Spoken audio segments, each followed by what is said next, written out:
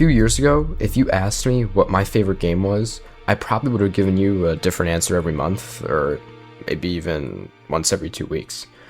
And then I played Elden Ring.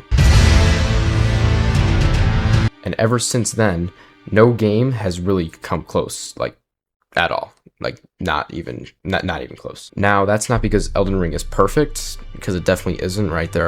Every game has flaws. There is no such thing as a perfect game, in my opinion.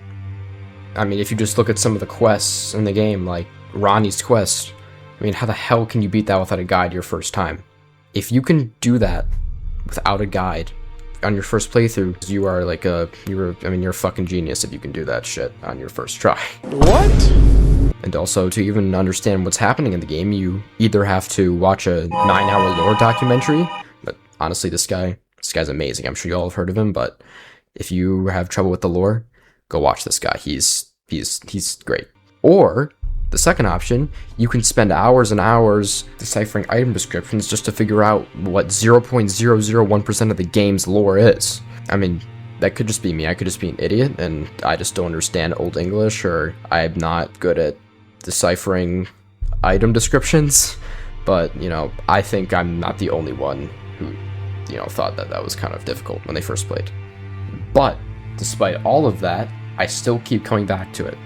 I mean, I have poured hours and hours into this game, and I don't even keep with the same character. I just make new ones and replay the game. Like, I don't just beat it, like, I replay it each time, thoroughly, almost 100%. I mean, I've never, ever had an experience like that with any other game, especially that scale, where I'm willing to go back and get everything again, multiple times in a playthrough of 100+ hours. I mean, that really is something special. And after almost 500 hours and several playthroughs, I think I finally figured out why I keep coming back. It's not the bosses, it's not the combat, and it's not even the open world. What keeps bringing me back is the feeling. Because Elden Ring, along with the other Souls games, captures something that very few games do. A feeling of uncertainty, loneliness, discovery, and perseverance that I honestly haven't found in any other game. And weirdly enough, a lot of those things connect to real life. So in this video, I wanted to talk about why Elden Ring means so much to me, how it changed the way I think about failure and perseverance, and why I think Elden Ring is one of the most important games ever made, and not just because of its open world or, replayability, which have all been mentioned in 1,000 other videos. So I'm not going to be going over, that kind of thing about the actual gameplay, but more about the experience and why it's so valuable to so many people like me. But to completely understand this, we have to go back to the beginning. Before I kind of dive into why Elden Ring changed the way I think about life, I think it's important to talk about why the game felt so different from everything else I'd played before. Because honestly, most modern games aren't designed even close to how Elden Ring is designed. And again, I'm not saying modern games are bad, I'm just saying Elden Ring is very unique and different compared to most modern games. Like a lot of open world games now, for example, since Elden Ring is an open world experience, have quest markers, objective logs, fast travel, and all those things, which are good because they obviously add content, but a lot of those games now, or almost all of them, are obsessed with efficiency. Now, what do I mean by that? They want to make sure the player always knows where to go, so they'll put pop-ups and locations and little symbols that tell you you are supposed to go this way, this is your only direct path, and if you don't go this way, then you're playing the game wrong, whatever. And a lot of the times, it can feel like you're following almost like directions or a script, instead of going on an adventure or kind of relaxing like you're supposed to do when playing a game like that. And it makes it feel like you're not really discovering anything, and that sense of wonder just isn't there, and it's almost as if you're doing chores and just checking a box list off, and okay, I've done this quest, now I gotta do this and this and this, and it kind of just totally sucks the fun out of a game. And I think we can all think of one developer in specific that does this. Ubisoft.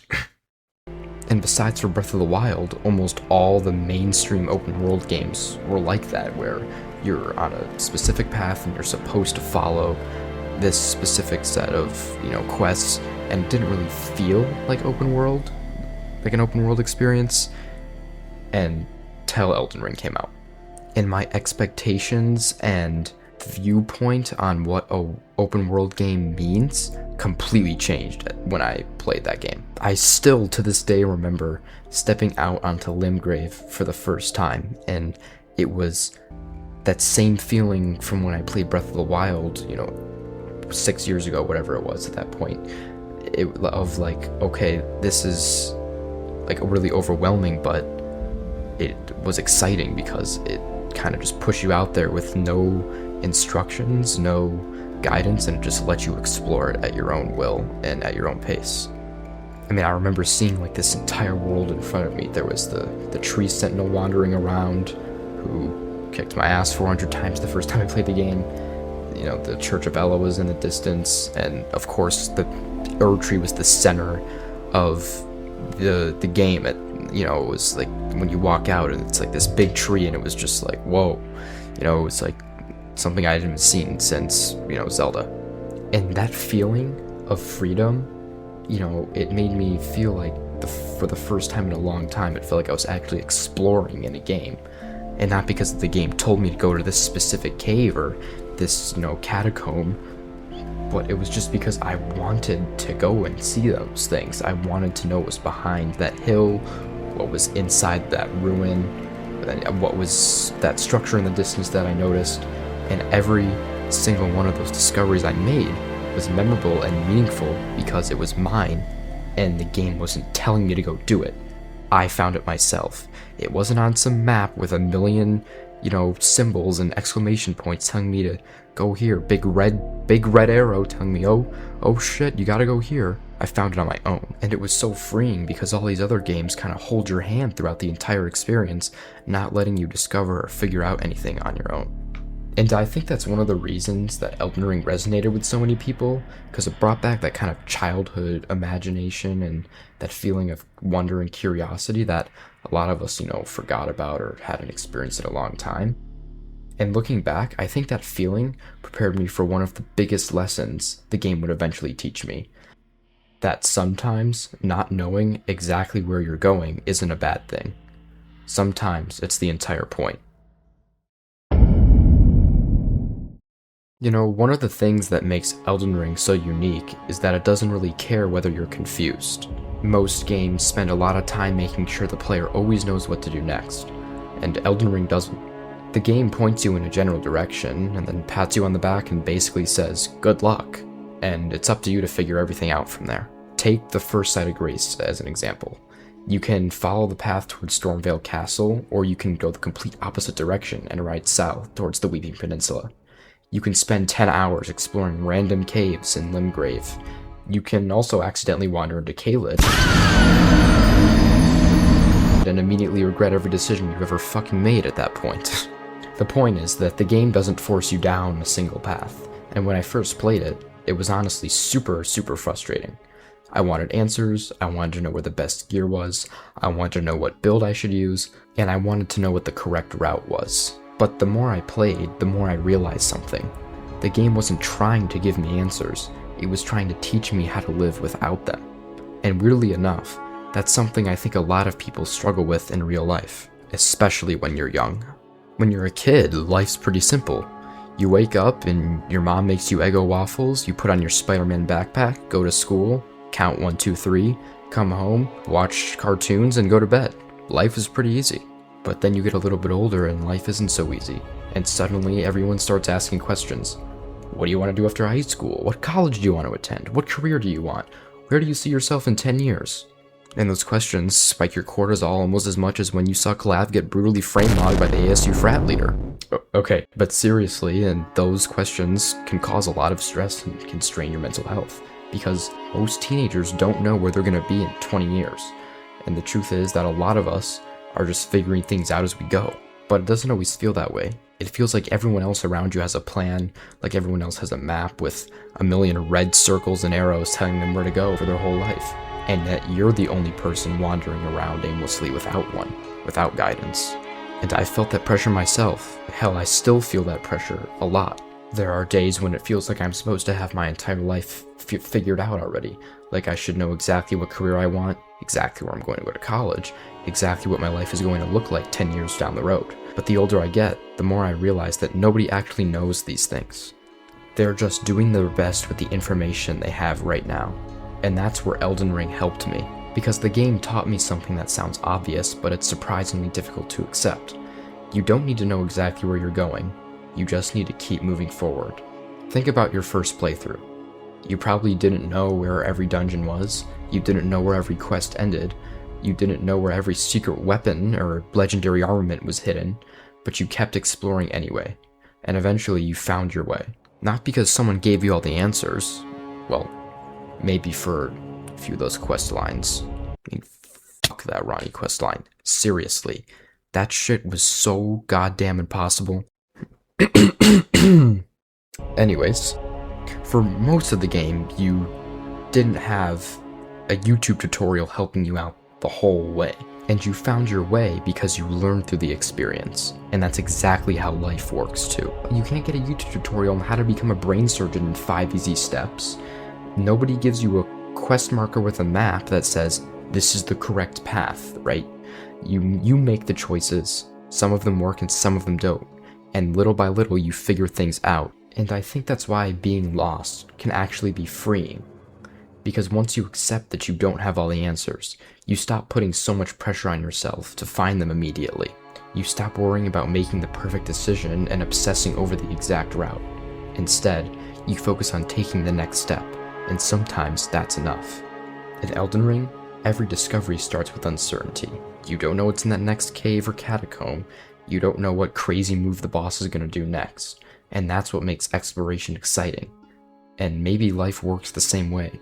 Maybe the goal isn't to have everything figured out. Maybe the goal is to keep exploring anyway, even when you're lost.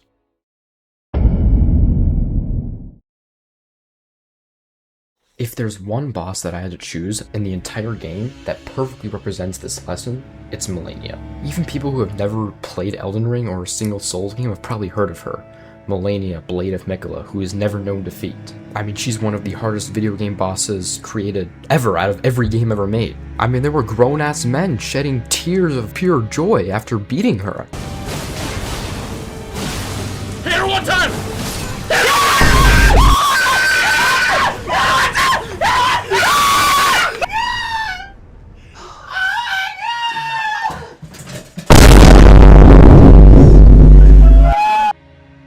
I mean, she really was the ultimate test of your skill level and persistence through this game for many people, and I'm no different.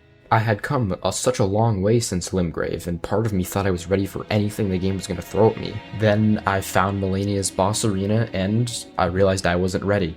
At all. The first attempts weren't even close. I wasn't learning her moves, I wasn't adapting, I was just getting destroyed over and over again. But after enough attempts, something strange happened. My frustration started to fade, and I stopped expecting to win after every attempt. I stopped worrying about whether this attempt is the one. Instead, I just focused on improving and getting a little better each attempt. The goal stopped being victory, and instead, the goal became progress. And I think that's a mindset a lot of people struggle with to develop in real life. We're taught our entire lives to focus on the results, the grade, the trophy, the acceptance letter, the subscriber and view count, just the outcome and not the process of getting there. And Elden Ring forces you to focus on that process, because when you're fighting a boss like Malenia, the outcome isn't something you can control immediately. The only thing you can control is whether you're getting better, and that's a lesson I've found that applies almost everywhere. For example, in school, there have been times when I've gotten a disappointing grade despite feeling really prepared for that test, and in those moments it's easy to feel defeated. But just like fighting Malenia, improvement doesn't happen all at once. You identify the weaknesses, you adjust, and then you try again. Another example, the same thing happens in sports. Nobody becomes great overnight. You lose games, you make mistakes, you have bad performances, but every setback gives you information if you're willing to learn from it. Success isn't the result of getting something perfect the first try. Success is usually the result of showing up over and over again, even when the outcome isn't guaranteed. And with this mindset, eventually, I beat Malenia. And when it happened, the feeling wasn't relief, it was satisfaction. because the victory wasn't really about defeating a boss. It was about proving to myself that I could keep going, that I could struggle, fail, improve, and eventually overcome something that once seemed impossible to me. And that's the biggest lesson Elden Ring has taught me, that failure isn't the opposite of success.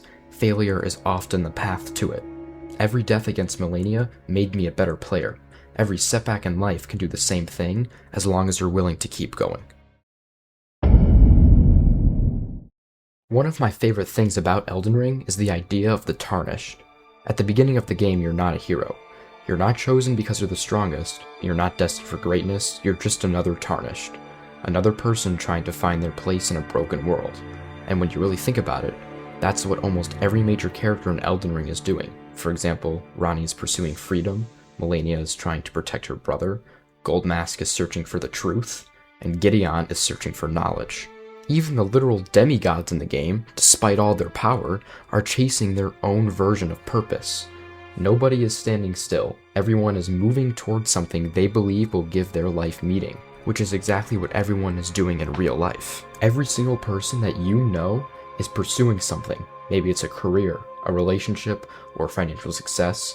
Maybe it's the dream to be an astronaut they've had since they were a kid. When you're younger, it can feel like everyone else already knows their purpose. Like everyone else has some grand plan while you're still trying to figure things out. But the older I've gotten, the more I've realized that's usually not true. Most people are just trying their best and making decisions solely with the information they have right now. They're learning as they go and they're searching for their purpose, just like the Tarnished. And maybe that's why the journey of Elden Ring feels so relatable, because the game isn't really about becoming Elden Lord. It's about the journey toward becoming something greater than who you were when you started. In life, the goal isn't just to reach some destination or achieve some grand career. It's to become the person capable of reaching that point. Your purpose isn't something you discover all at once. Maybe it's something you build through the choices you make every day. And maybe that's what the Tarnished teaches us. Not that we need all the answers, but that we need the courage to keep moving forward without them. So, how exactly did Elden Ring change my life? Honestly, it didn't happen all at once. There wasn't a single moment where everything suddenly clicked. Instead, it changed the way I think over time. Before Elden Ring, I spent a lot of time worrying about outcomes. I wanted certainty, I wanted guarantees, and I wanted to know that the path I was taking was the right one. But the game taught me that certainty isn't something you always get. Sometimes you have to explore without knowing where the road leads. That's a mindset I've carried into a lot of areas of my life. School, fitness, relationships, starting a YouTube channel. Starting a YouTube channel is scary. It's similar to giving a speech. You put your ideas out there for everyone to see. You spend hours writing, recording, editing, and creating something that might not even get watched. There's no guarantee that it'll work. There's no quest marker telling you exactly what to do, or how to record, or what's the best microphone. There's no shortcut to success. You just keep going. And the more I thought about it, the more I realized how similar that felt to Elden Ring. You start small, you struggle, you fail, you improve. And eventually, if you're persistent enough, you end up somewhere you never thought possible. That's why I keep coming back to this game. Not because it's perfect, not because it's the hardest game ever made, not even because of the bosses. I come back because of how it makes me feel. It reminds me that uncertainty isn't something to fear, and that failure isn't the end. It reminds me that progress is often invisible until you look back and realize how far you've actually come. And most importantly, it reminds me that the journey itself is what truly matters. And honestly, that's a lesson I hope I never forget. Now, going back to the beginning, maybe the reason Elden Ring resonated with me so deeply wasn't because it helped me find myself. Maybe it's because it taught me that nobody has themselves figured out. We're all just tarnished, wandering through our own lands between, hoping that if we keep moving forward, eventually we'll find grace.